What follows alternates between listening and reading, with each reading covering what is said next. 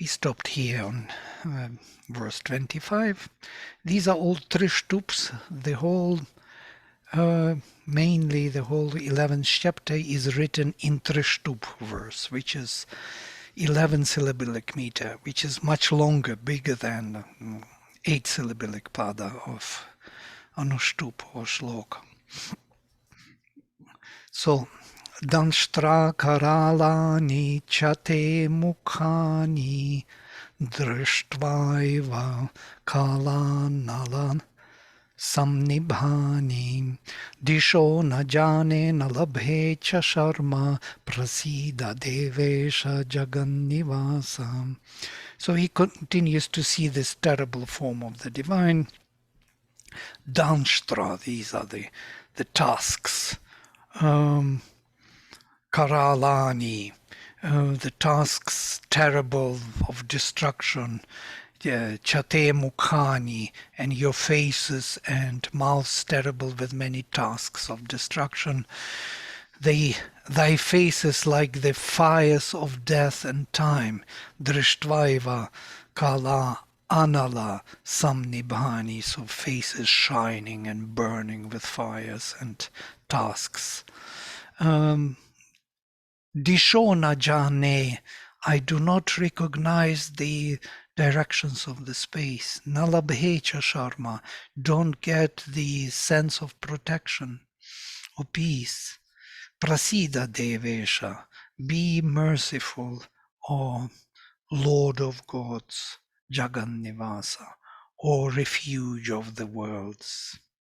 Amicha Tvam, Dhritarashtrasya putrach, and these Dhritarashtra, sons of Dhritarashtra, Sarve Saha, Saha Eva, Avani Pala Sandhaich, with all the kings together, Bhishma, Drona, Sutaputra, Sutaputra is Karna, Tathasau, and this Saha Asmadiyaich Api Yodha Mukhyach, and with all our major warriors or generals, Vaktrani Te, to your mouths or to your jaws, let us say, Tvaramana Vishanti, speeding up, they enter into your mouth, or mouths, many jaws. I don't know how Shirbindo. Are hastening into thy tasked and terrible jaws. That's how he translates. Vaktrani te tvaramana vishanti. Tvaramana, speeding up, hastily enter vishanti, your jaws. Danshtra karalani bhayanakani. Your terrible tasks open and Ke cheat, some vilagnach are stuck dashanan tareshu, among in between the teeth they are stuck. They're trying to get out of the between the teeth. Such a kind of picture. Samdrishyante, they are seen, churnitaich, uttamangaich, with churnita, with a smashed, or let us say broken, crushed, and bleeding heads. Uttama angaich, with upper parts of the body are smashed between the teeth. Yatha nadinam bahavo ambuvegach, as the rivers which are rushing towards the sea, samudram eva bihimukha dravanti, enter into the sea, facing the sea. Tatha tavami nara loka virach, all the heroes of this world, yours. Vishanti Vaktrani, enter into your jaws. Abhi Vijvalanti, burning. Yatha pradiptam jvalanam patangaha, as the patangas, as the moth in the night enters or rushes towards the burning flame. Vishanti nashaya, as they enter to be destroyed, to be killed. Samriddha vega, speeding up, so to say, with increasing speed, literally. Tathaiva nashaya, thus for their destruction. Vishanti lokah, the worlds are entering. Tavapi vaktrani, your jaws, your mouths. Samriddha vegah, speeding up with increasing speed. This increasing speed is an interesting thing, for both is mentioned. So they are not delaying it, they are increasing speed to be destroyed. They want it. They're kind of drawn as if to the center of gravitation. They fall into the center of gravitation. Lelihia se grasamanach samantal lokan samagran vadanaich jvaladbich, and you leak them up, gobbling all the worlds, vadanaihi, with your mouth burning. Tejobhich apurya jagat samagram bhasach tava ugrach pratapanti Vishnu. And with your burning, with your flames, you are filling the whole world, because your flames are terrible, burning, O Vishnu. And then there is interesting turn.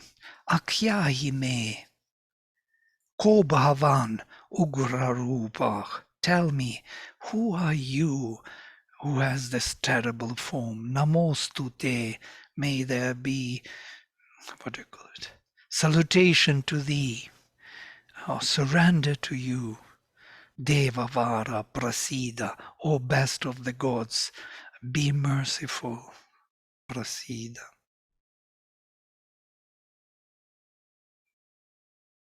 Turn thy heart to grace. I've been found the way to say it. Be merciful. Turn to thy heart to grace. So nice.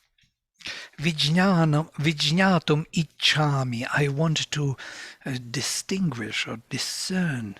Bhavantamadhyam, your first form, or your original being.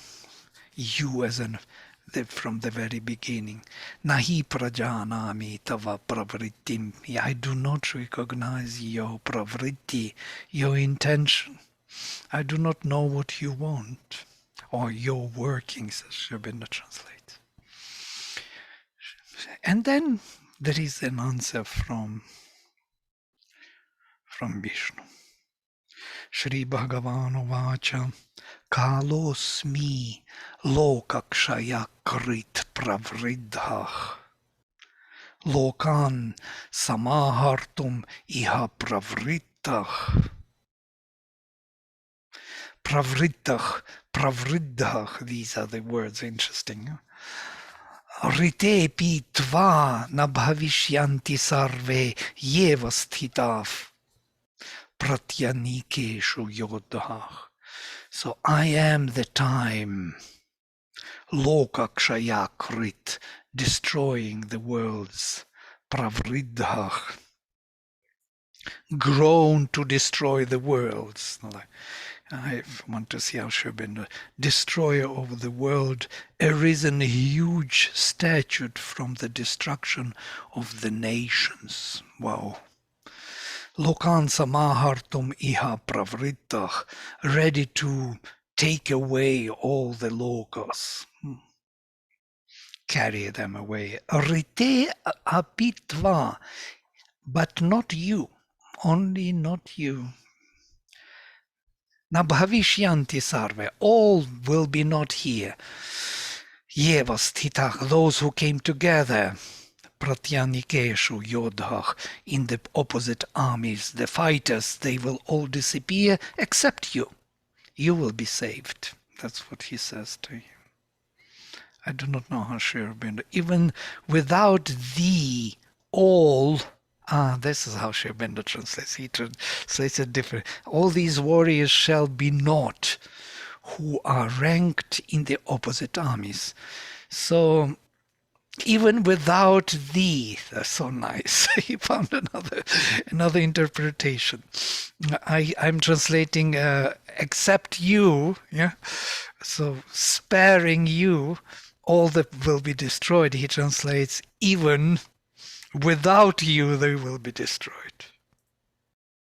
So even if you leave the battlefield, I will still fulfill my pravritti, my intention to destroy them. Sri Aurobindo found the right way to translate it. Tasmat tvam uttishta, therefore rise, yasho labhasva, and get the glory. Jitva shatrun, having conquered the enemies. Bhunkshva rajyam samriddham, enjoy the kingdom grown or prosperous. Maya evaite nihitach purvameva. Nimitta matram bhava Savyasachi. Or Savyasachi is the name of Arjuna. Be my instrument, because by me they are already killed before.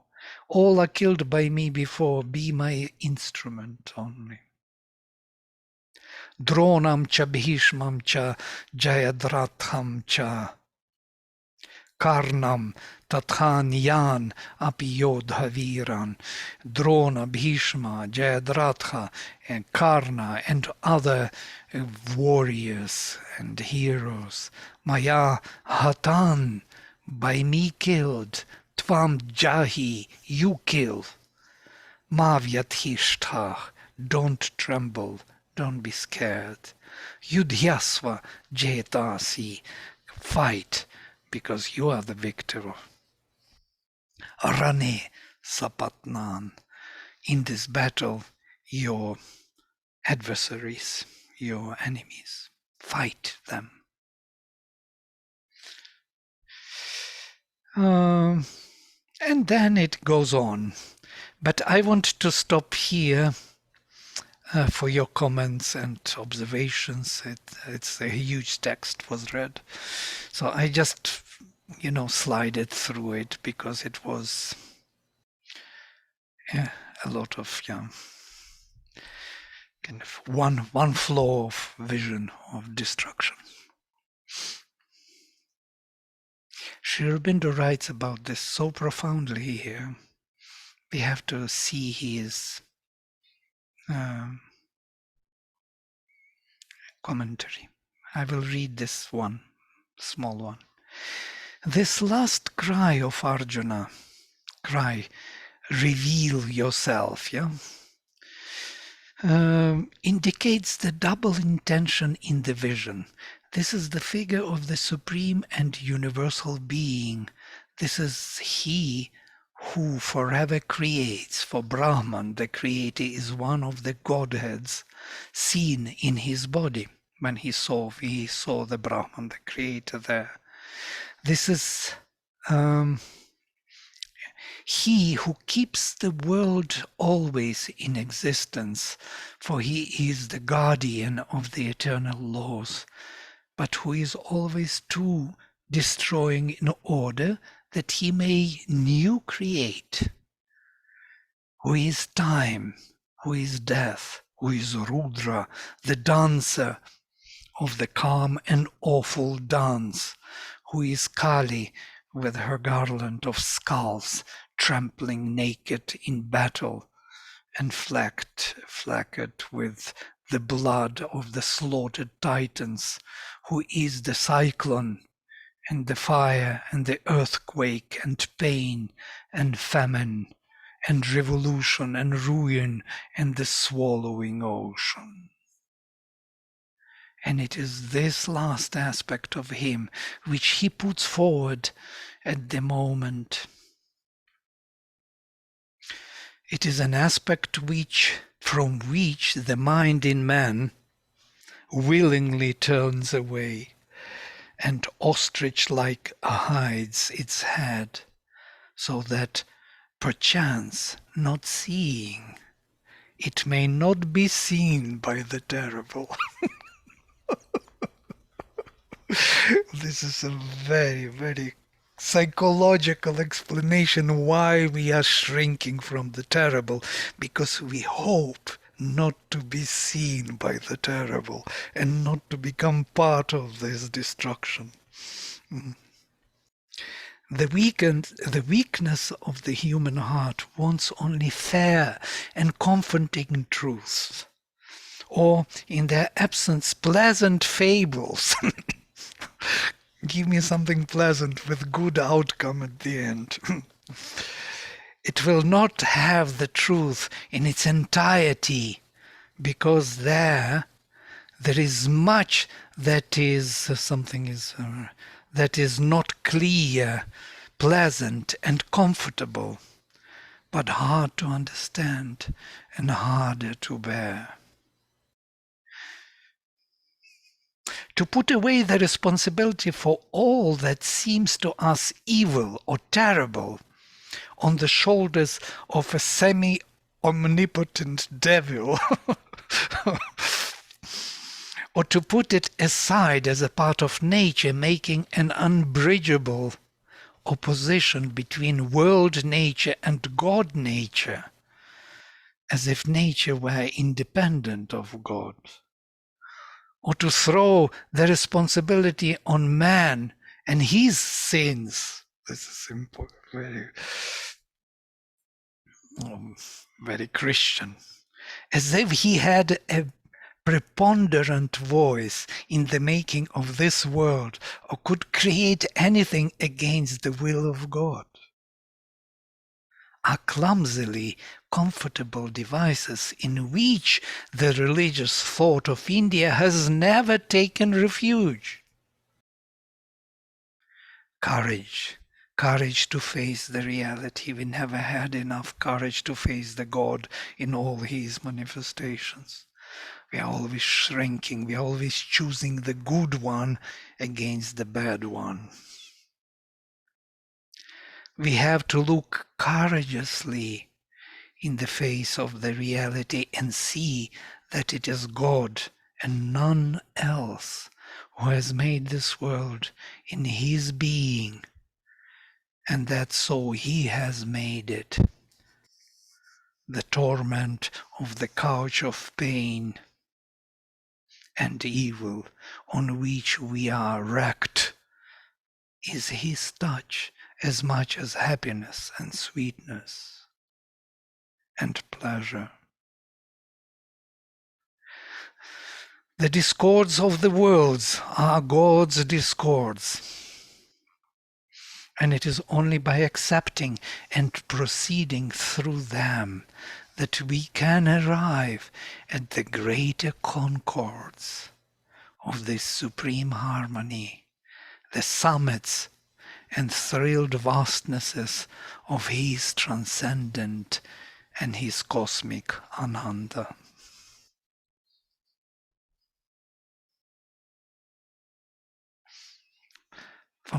Fantastic, yeah? This is something which we have to learn from the Gita. Why this terrible fight? And I was so moved by this. I was preparing myself, so I was thinking,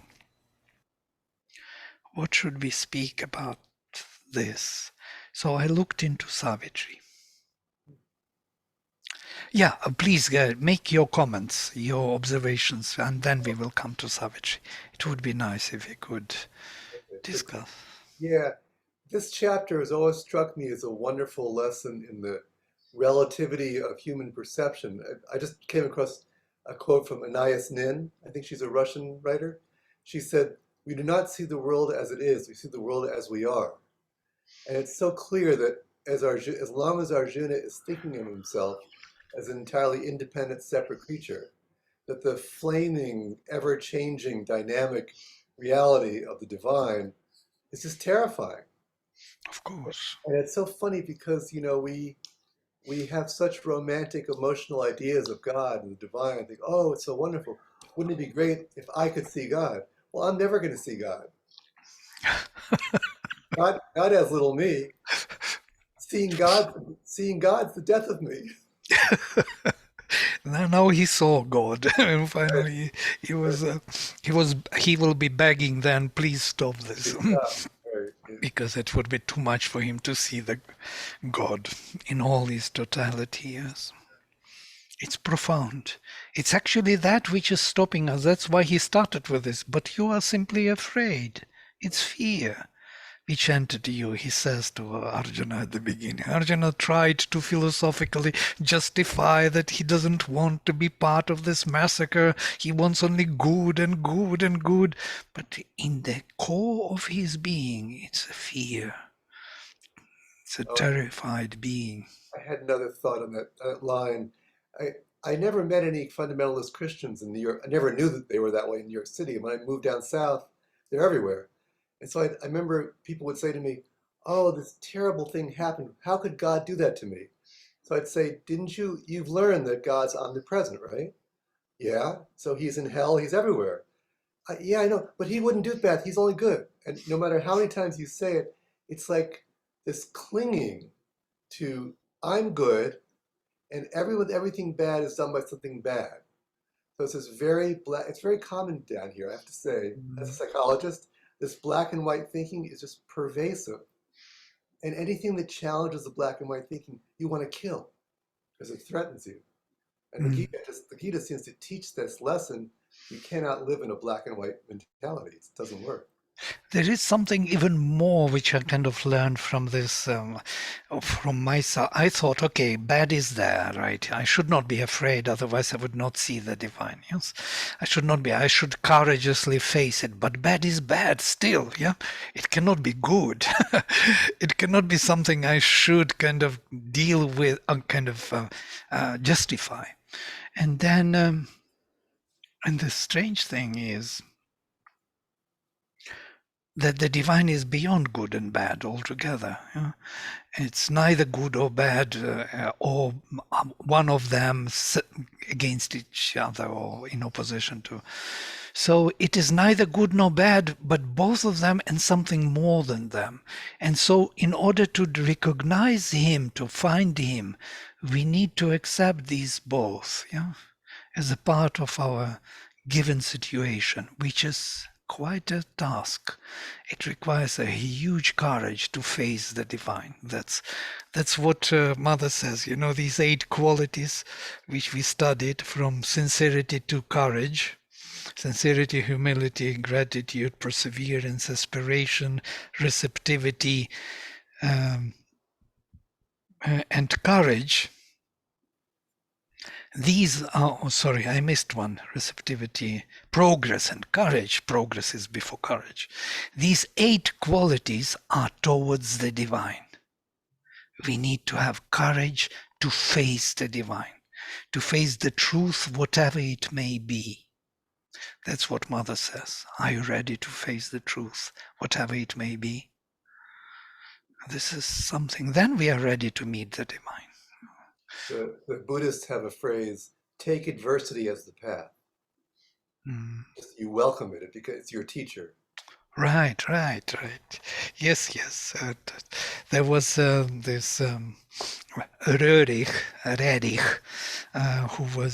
who created Agni Yoga, and he says, "Did you learn to welcome the obstacles?" Because the obstacles are actually the paths. They are showing you where you have to go, where you have to apply your consciousness. They are just indicators. They're not to obstruct you. They're just to lead you on the way. But yeah, so I looked into this Savitri. If somebody wants to share these some ideas, or yeah, please go ahead. Can you hear me okay? Yes, we can. Good. So I think last week I heard you invite um, um, our engagement in how does the Gita apply to the world condition of now. Did you say that? Yes, yes. Yes. Wow. So that to me has been an inquiry for about 2 years, and like a year ago, we sent out an email or a request to everyone to join us in center field, and Siegfried was the only one that responded. So this is a real important conversation for me, and it started back with the vax no vax conversation, and because it seems like we can read the Gita and it's wonderful, and we can have insights, but in the true application of it, am I willing to take someone else's life because of what I believe? And if everything has a right that exists has a right to be, then what is my interpretation of good and evil? And so therefore, how do I choose that? And does it really matter? Another question, does it really matter what I choose? Or I'm kind of on that place where I really don't want that evil to see me. So I kind of do what I want to do, regardless of whatever the government says or whatever the social condition says. I'm going to do what I'm going to do because I don't feel that laws are just. Whether we come down on vax or no vax, or abortion or no abortion, or Ukraine and Russia or NATO, these are all divisive. To me, they're trying to divide us, and from a singularity into a duality type of thinking. And so the way that I reconcile that for myself is that I stand in my own truth, which whatever that is, and I don't really try to impose that upon anyone else, because I've had deep conversations with others, and I know that in their heart, they absolutely know and believe that they're true, 100%. Whether Republican or Democrat or vax or no vax or abortion or no abortion or Russia or Ukraine, people have their own opinion, and that opinion lives in their heart. So who am I to judge if that's good or evil and then take a stand? So my position is stand within my own self and my own truth. So I find that I am so grateful to be engaged in this group with everyone studying the Gita at this particular time in human history. And so I'd love to hear anyone else's comments about that, or even a comment about the position that I take about I'm going to do what I'm going to do, regardless if someone else judges it good or bad, or right or wrong, or moral or immoral. That's just someone else's opinion. And so please, that's where I stand in it. I think that you've already grown up enough to care about what you think. But if you could also find, I think about myself, I don't really change my opinion easily if it is based on some deeper sense or perception. There is a deeper perception, but there are so many opinions on the surface, that they are all brought to you by half information, by half knowledge, by all that which you cannot totally trust. You can trust your heart, but you cannot trust the opinion, and especially these questions, political questions or abortion or whatever. You may have some opinion, but I am not sure, really, truly speaking, the divine will in it. Yes, so but to go deeper and to find the truth in every opinion, this would be a very useful exercise, I think. because there is truth in everyone somewhere.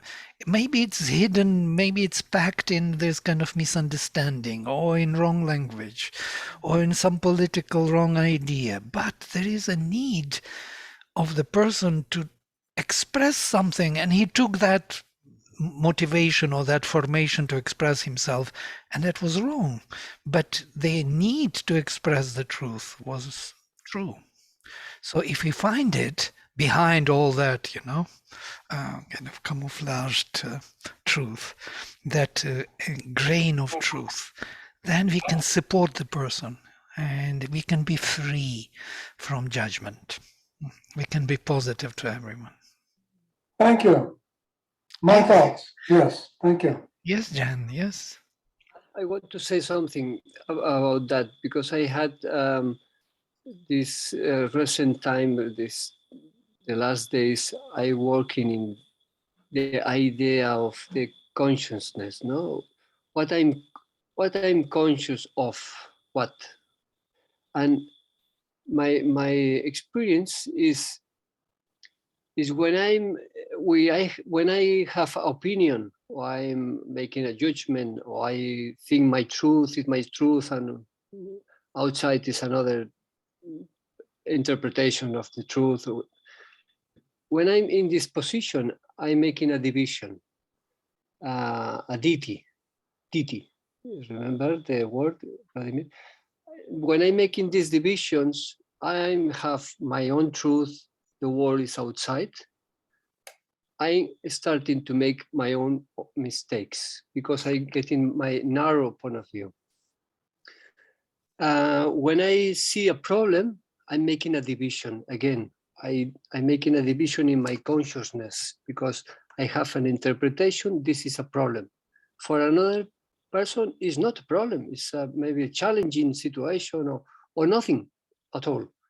When I decide this is a problem, I'm making a division. I'm in here and the problem is outside.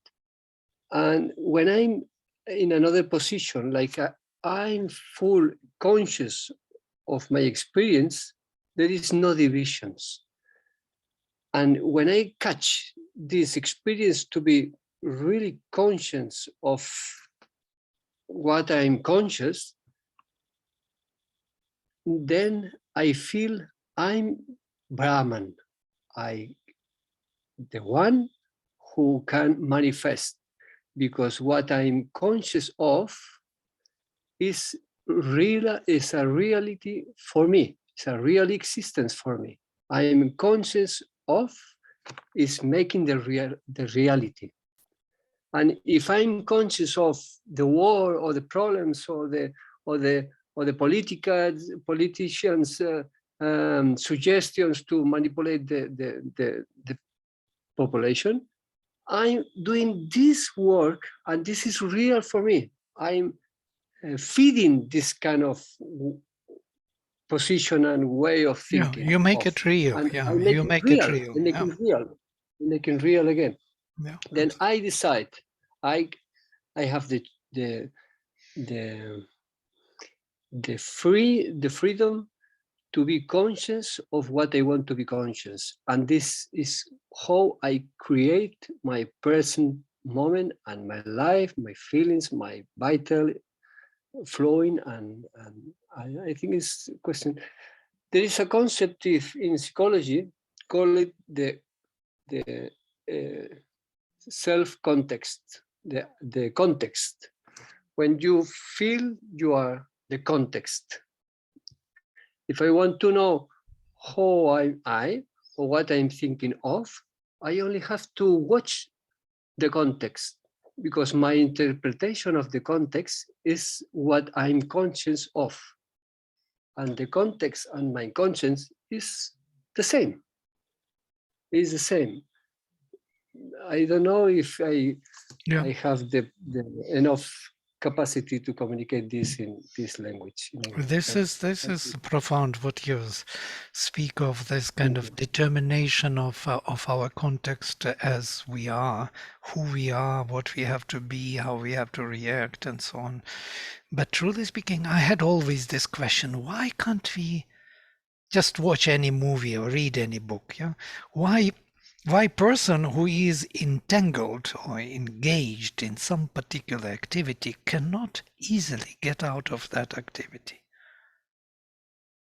Why can't he just pack and leave? Go somewhere, walk the path into the mountains, away from everyone, without any reasoning, without any conditioning, without any cause and effect, without leaving cause and effect behind. Why can't we step out of this cause and effect context? This was always, from my childhood, was the question: how come person cannot get out? So simple. Just stop it. Stop in the middle of what you're doing. Pack your things or leave your things behind and leave. Go. Go into another life. Be another person. Take another name. Learn another language.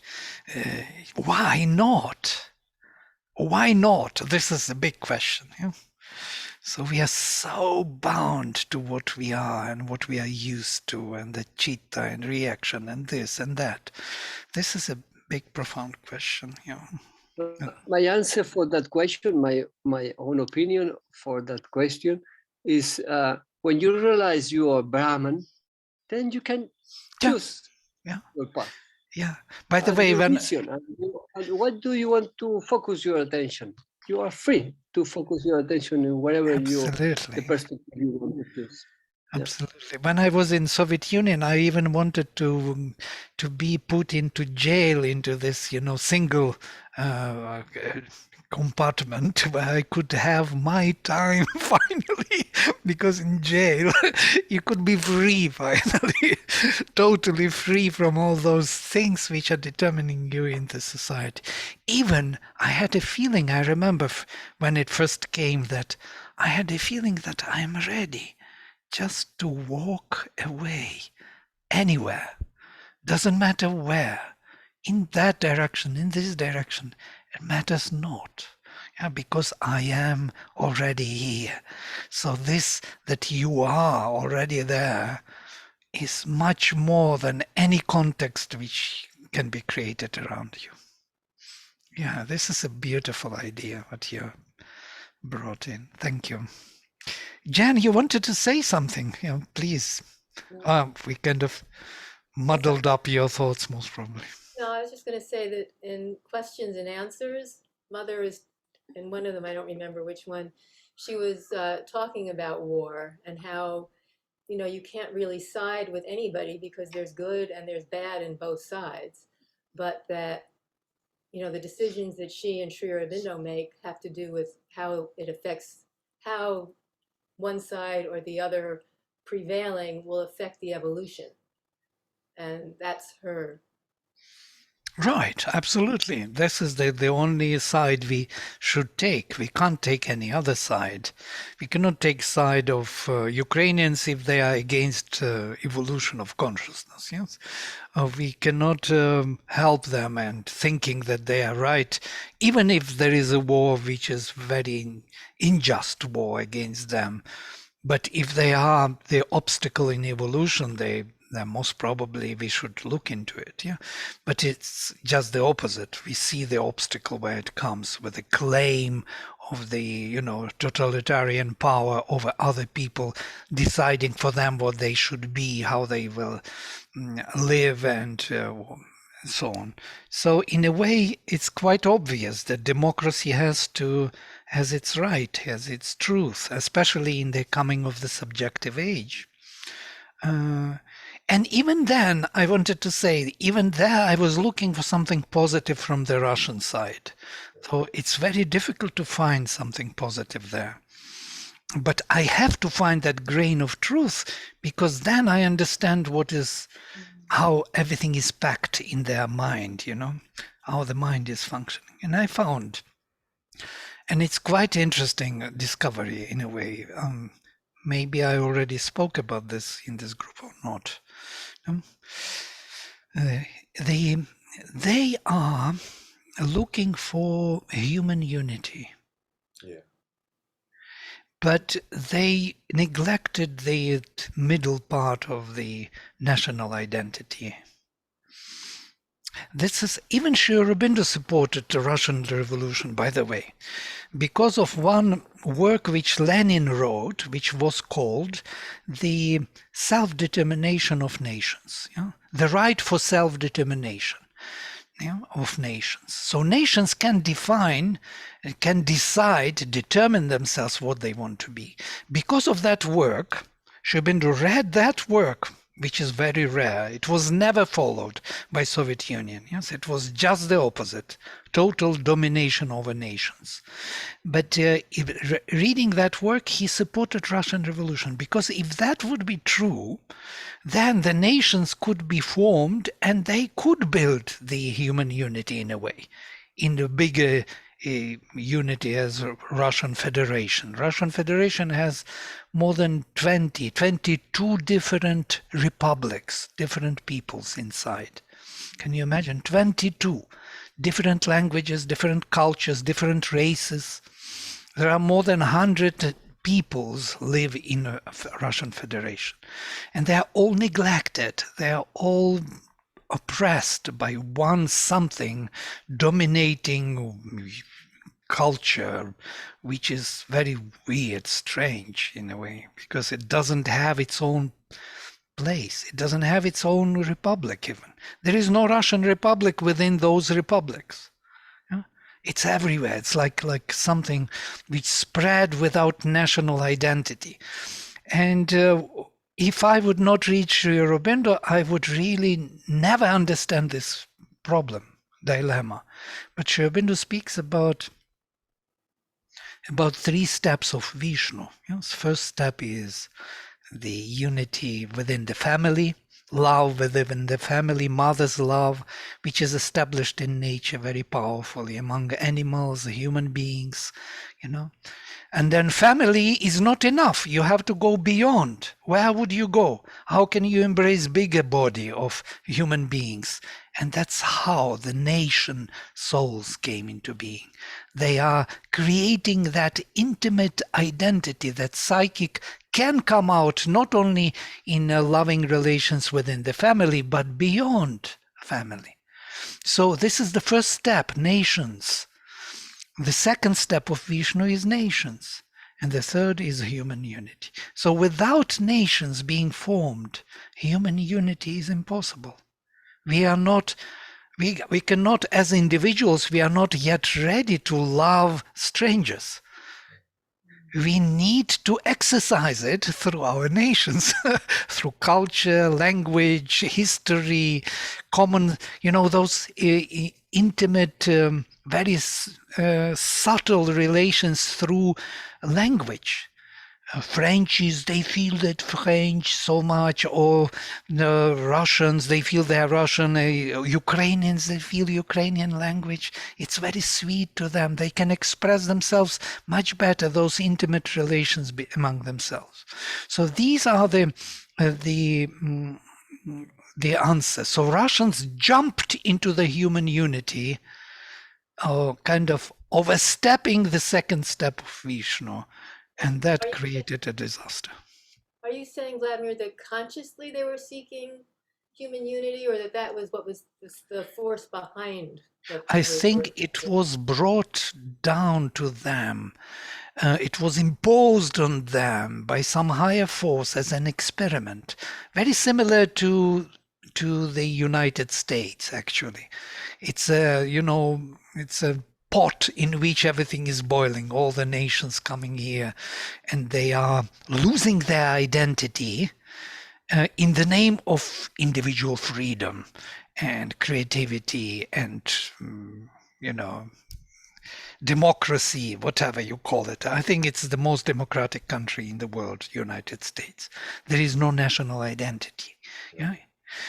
So these two great experiments, and notice these two countries are always bumping into each other because they are the experiments of nature. But United States became clever, and they never colonized anyone directly as a territory, only through money, through dollars. They grabbed everyone. But Russia doesn't have dollars, so they want to acquire the land. There's a phrase from Sri Aurobindo I thought was one of the wisest psychological statements I ever heard. He talked about how we're always engaged in a defense against the infinite. So I was thinking of Russia. I was thinking, you know, oh, so here's an example. As a psychotherapist on the individual level, if a person who's been abused in a relationship comes to me, I want to see their side of view. If a person who's an abuser comes to me, I'm also responsible to see the truth in their, you know. So by any standard of psychiatry, both Donald Trump and Vladimir Putin would be diagnosed as sociopathic narcissists. Now, if I saw them, it's my job to say, what is this need, this compulsive need you have? You know, or I'd actually, that sounds too disrespectful. You know, I'd have to try and understand what is it in them that's seeking this attention. And on the other hand, someone who is interested, this works both for America and Russia. One thing that psychopaths have a genius for is they can see people's need to belong. So the genius, what Putin seems to have done in Russia is to call that need for unity, that need for patriotism. He knows how to, you know, so the Russian people who don't know the truth of Ukraine are seeking for unity. The same way Trump had this genius to know what people need. And since I've come down here south, I've met so many people who said, I feel like I don't live in the same country anymore. I grew up in a Christian country where women knew their place and men were men, and now it's gone. And rather than attacking that, I can say, you know, I've talked to some people who've become disabled and who are miserable. And I say, yes, you've lost your identity. Mhm. It comes back to the 11th chapter. It's like, if you don't have a larger identity, you're Mhm. going to resort to fear and hatred and despair.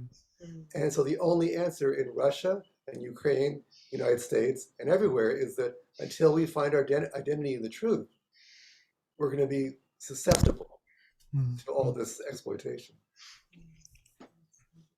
And notice that the major problem of Russia with Ukraine is actually national spirit of Ukraine. They're constantly speaking, they're calling them Nazis, because the nationalism was known to us only as a negative thing through Nazism. And I even believe something very weird, I will tell you, that actually the Lord of Nations who came to Hitler and who was driving Hitler, as we know from Mother's Agenda, the Second World War was the war of this the Lord of Falsehood who possessed Hitler. He called himself the Lord of Nations for the reason he actually distorted the very idea of nationalism. Why? Because this is the second step of Vishnu, which leads to the human unity. And if he can distort it, create kind of distrust to it, then every national uprising will be like something negative. Sri Aurobindo writes about this in the Human Cycle, that the first would be always a distortion by the vital ego and by excessive kind of misunderstanding of this need of the soul to come to the front. And that would push all other forces, and they will take advantage of it. That happened to Hitler and Germany. Germany, highly cultured and philosophical nation, was forming itself and wanting to come to birth, to be born, and then it got hijacked by this vital ego. Yeah. And because of that, every nationalism sounds like very negative nowadays. Did you notice that? Yeah. Nationalist. He's a nationalist. That means something bad. And this is the work of this spirit, of this Second World War. There was one more thought. There was an article in the Times today by a liberal who lives she mostly writes nature columns in Tennessee. And she said, hey, liberals, move down here. And the comments were full of hatred, ritual. No, the South is horrible. It's all terrible, bigoted people. They should leave and secede. They're not real Americans. And the people in the South say, you liberals are not real Americans. So we have this idea now that there's some concept. The vital ego has grabbed hold of a concept of what a real American is. And we've lost the sense that what America what the soul of America is about transcending those vital differences and recognizing that we're all part of this experiment. It's very hard to tell people that these days. America is a unique country in a way. It's an unbelievable experiment, you know. First of all, they hijacked something which was, there is still spirit of America here. When I was in New Mexico, you could feel it, yeah. That beautiful vastness, all those mountains. You could feel something is present there, which most probably the Aboriginal the tribes gave up for the Americans to actually to use and to go ahead and to move forward. Maybe that sacrifice was made in nature for the sake of moving forward. I believe so, at least. It's weird to say for me that way, but when I was in New Mexico, these thoughts came to me. It's not an abusive thought, opposite. It's a rather sacrificial. Somebody gives up for somebody else to do it. But what I wanted to say is something else.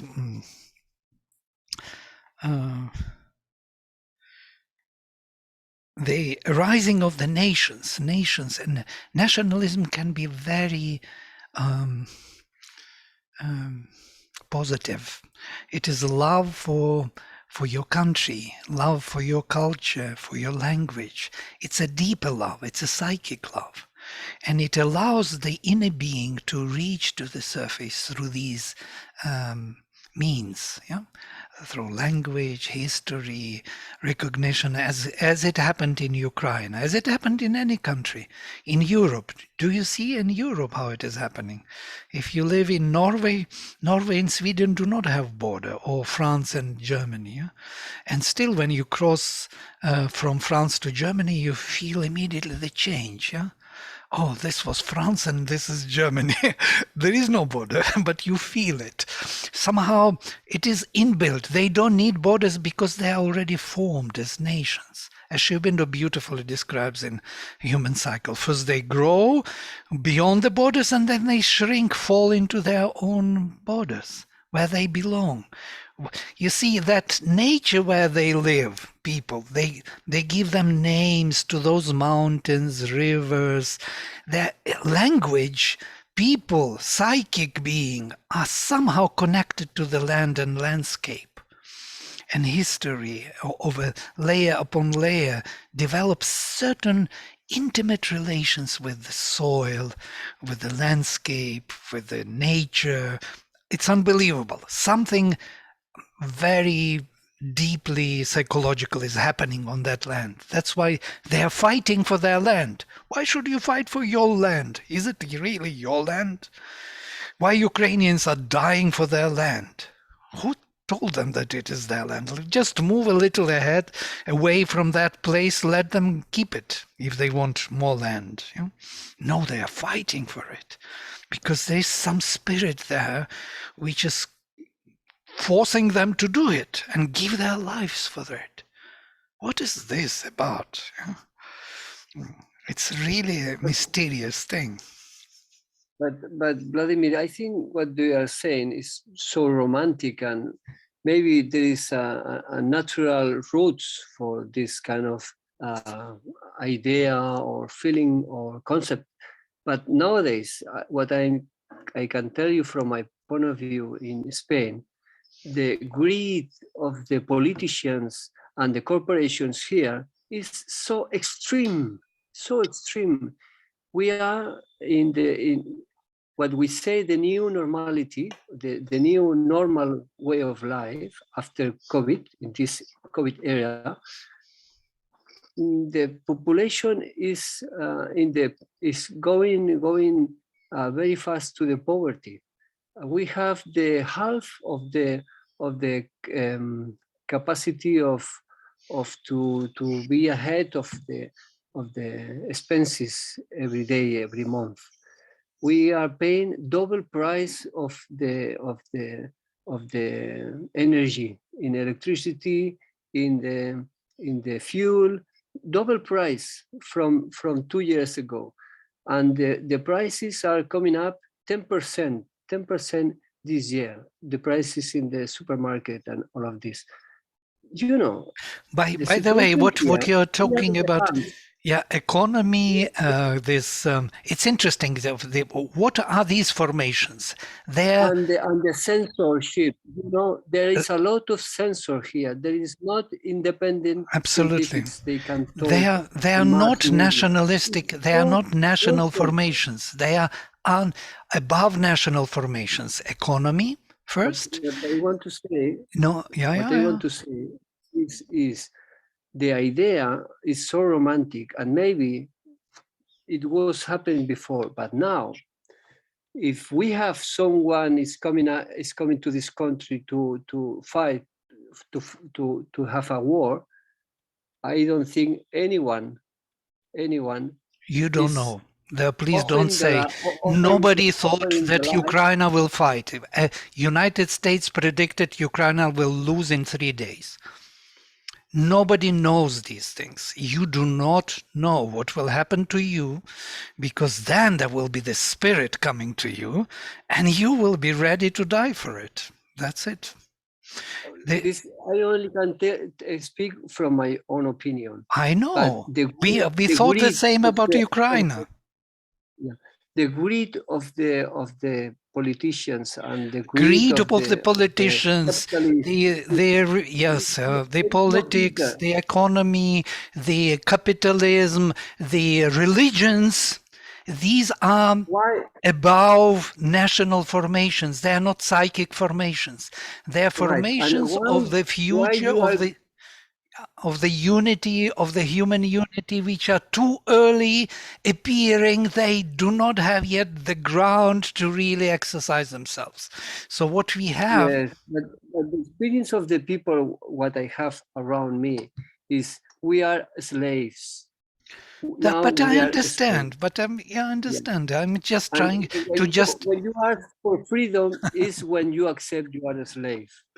And then maybe you can be a slave of Ukrainian politician, Russian politician, European politician, but it's the greed, you know, the greed they have, the psychopathy, the psychopaths of we have in the power, they take the power very so hard what because is they your are used to solution? do that. What is your knowledge about it? What do you propose looking at this situation? Where the problem lies? Tribes, to making tribes, no state, no nations, tribes. You make your own tribe, you with your friends, with the people are feeling like you. When you feel the synchronicity because you find in a proper place, you can speak from the heart. Tribes, making tribes, yeah, making tribes for survive. This is this is my experience, and this is what is working on Maybe, to make your maybe. own family. There's on that note, I know we're almost done. The Sarvodaya movement in Sri Lanka, they organized over 35,000 groups, and the neighborhoods were all sort of tribal size, like 150, 200 people. But it was both, and Sri Aurobindo talks about this, the end of the ideal of human unity, to have local, spontaneously emerging, small, spontaneous, organic regions, but it's connected on the whole planet. So you have both. But that's in the future. Interesting, yeah. Vladimir, Yes. you were going to read something from Savitri? Right. I'm not sure about the time. The time is 7 o'clock, but this passage from Savitri, well, one word about this, that I always thought that we move from bad to good, and at the end it will be only good, only the divine everywhere, only pleasant, only the bliss. There will be no suffering, there will be no war, there will be no discordance, no clash, no pain.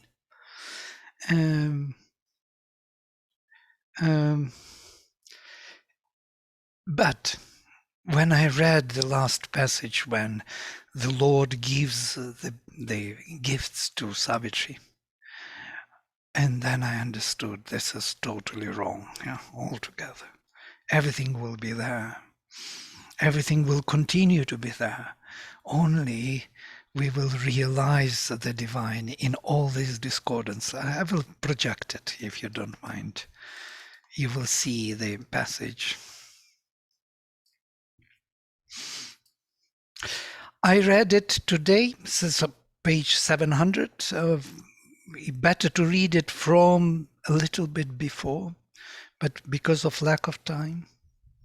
How the divine is, maybe I will start. O Son Word, thou shalt raise the earth's soul to light and bring down God into the lives of man. This is the divine speaking to Savitri after bestowing all the boons upon her. Yeah? Earth shall be my work chamber and my house, my garden of life, to plant a seed divine, and so on, and so on. And now we are coming to some passage which explains the pain and the rest.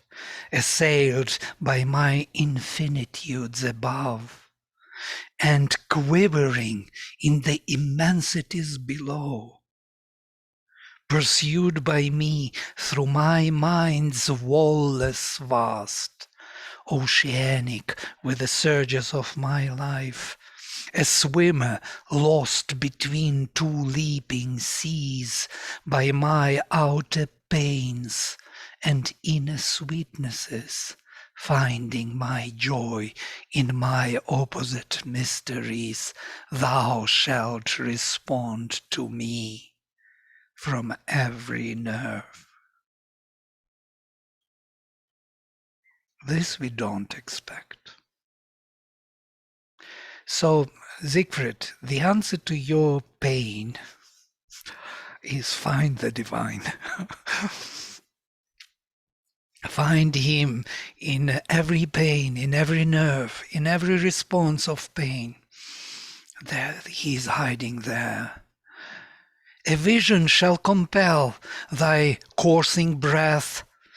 Thy heart shall drive thee on the wheel of works, thy mind shall urge thee through the flames of thought to meet me in the abyss and on the heights, to feel me in the tempest and the calm, and love me in the noble and the vile, in beautiful things and terrible desire. And it goes on.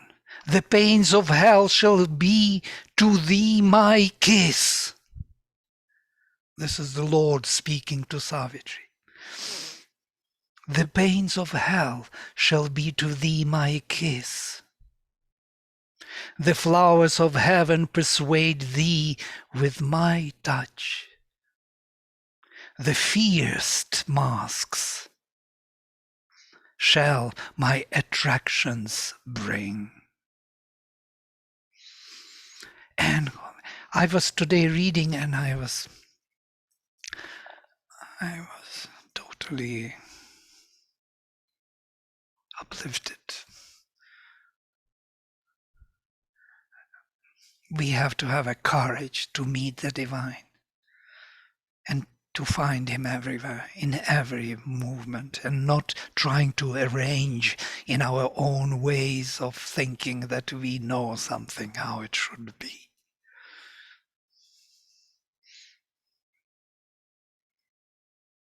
Okay, I will stop here because of lack of time. And if you read this passage from 700 onwards, you will find the answers to all what we have to know. And you see, Sri Aurobindo was always like this. I remember his Perseus the Deliverer. You remember Perseus the Deliverer, where Athena comes to Andromeda, and Andromeda is to be given to this monster to be destroyed. And Andromeda asks Athena, what will happen to me? She says, you will be hated in this world and the next, and there will be no love for you in this world or the next.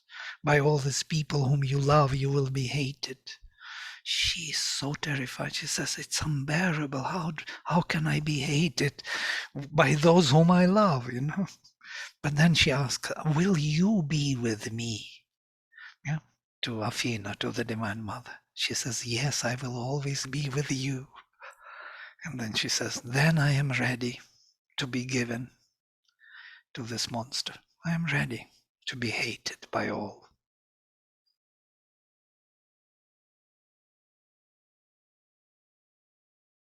You remember in Ramayana, Tamil Ramayana, maybe I was already mentioning this.